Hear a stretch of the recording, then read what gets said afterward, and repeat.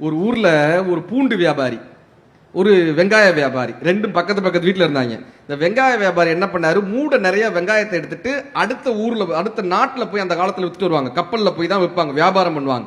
மூட நிறைய அப்படியே கப்பல் நிறைய மூடையா வெங்காயத்தை ஏத்திட்டு அடுத்த நாட்டுக்கு வியாபாரத்துக்கு போனாரு. இந்த கப்பல் ரிப்பேர் ஆயிடுச்சு. ஒரு தீவு கிட்ட கப்பல் ரிப்பேர் ஆயிடுச்சு. இந்த தீவுல இறங்கி போக்குறாரு. அங்க காட்டுவாசிகள், அந்த ஆதிவாசிகள் நிறைய இருக்காங்க. அவங்க வெங்காயத்தை பார்த்ததே கிடையாது. இது என்னன்னு கேட்கறாங்க. இது சாப்பிடுறதுன்றாரு. இவங்க பார்த்ததே கிடையாது அந்த வெங்காயத்தை. இவங்க என்ன பண்றாங்க, அந்த ராஜா கிட்ட போய் சொல்றாங்க, இந்த மாதிரி மூட முடியா என்னத்தையோ கொண்டு வந்திருக்கான் ரவுண்ட் ரவுண்டான். இந்த ராஜா நம்பல, இது என்னன்னு கேட்கிறாரு, நம்பல. இவன் என்ன பண்றான், அந்த வெங்காயத்தை சமைச்சு போடுறான், வெட்டி சாம்பார் வச்சு சமைச்சு போடுறான். அவர் சாப்பிட்டு பார்க்கறாரு, சார் அவ்வளவு டேஸ்டா இருக்கு, வெங்காயம் இவ்வளவு டேஸ்டா, இந்த எல்லா மூடையும் நானே வாங்கிக்கிறேன், உனக்கு என்ன வேணும்னு கேட்டார். உங்க நாட்டிலேயே விலை மதிக்க முடியாத விஷயம் என்ன இருக்கோ அதை கொடுங்கன்னு கேட்டான். உடனே அவங்க என்ன பண்ணாங்க, ஒவ்வொரு வெங்காயத்துக்கும் ஒரு தங்க கட்டி, அதே மாதிரி ஒவ்வொரு வெங்காயத்துக்கும் ஒரு தங்க கட்டி கொடுத்து மூடையா தங்க கட்டியை கொடுத்து அனுப்பிச்சிட்டாங்க. ஊருக்கு வந்துட்டானா பெரிய பணக்காரன் ஆயிட்டான், பெரிய வீடு, பெரிய இது. இப்ப நம்மளால பூண்டு வியாபாரி என்ன பண்ணுவாரு, ரீல்ஸ் அப்படியே காப்பி அடிப்பாரா, ரீல்ஸை நம்மளும் இதை ஏன் செய்யக்கூடாதுன்னு மூடையா பூண்டை ஏத்திட்டு கரெக்டா அவருக்கு வண்டி ரிப்பேரே ஆகல, அந்த கப்பல் ரிப்பேரே ஆகல, கரெக்டா அந்த தீவு கிட்ட போய் நின்னுச்சு. இவனே ரிப்பேர் ஆக்கிட்டான். அந்த தீவு கிட்ட போய் நின்னான். அந்த ஆதிவாசிகள்லாம் வந்தாங்க. இவனையும் கூட்டிட்டு போய் அரசர் முன்னாடி நிப்பாட்டினாங்க. அவர் பூண்டையும் சாப்பிட்டது கிடையாது, அவ்வளவு டேஸ்டா இருந்துச்சு, பூண்டு அவ்வளவு டேஸ்டா இருந்துச்சு. இவர் உடனே கேட்டாரு, இந்த பூண்டு இவரும் சமைச்சு போட்டாரு, இப்ப உனக்கு என்ன வேணும்னாங்க. அதே டைலாக், உங்க நாட்டிலேயே விலை மதிக்க முடியாத ஒன்றை கொடுங்க அப்படின்னா. அவர் என்ன பண்ணாரு, ஒவ்வொரு மூட்டை பூண்டுக்கும் ஒவ்வொரு மூட்டை வெங்காயத்தை கொடுத்து அனுப்பி விட்டார்.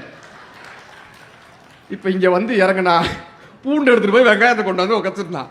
சார் அடுத்தவங்க ஒன்று செய்வாங்க சார், அது அவங்களுக்கு சக்சஸ் ஆகும், நமக்கு சக்சஸ் ஆகுமான்னு நமக்கு தெரியாது. கரெக்டா?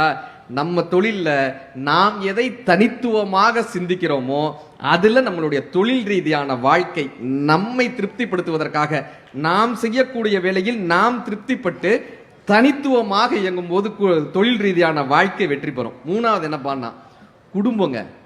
ஒரு மனிதன் சம்பாதிக்க வேண்டிய மிகப்பெரிய ஒரு விஷயம் பணமா பேரா புகழான்னா கிடையவே கிடையாது, குடும்பம். ஒருவன் சம்பாதிக்க வேண்டிய பெரிய விஷயம் என்னன்னா குடும்பம். தற்கொலை பண்ணிக்கணும்னு ஒருத்தன் முடிவெடுத்தான். இந்த தற்கொலை பண்ணிக்கிறவங்களுடைய மனநிலை பார்த்துருக்கீங்களா, வித்தியாசமா தோணும்.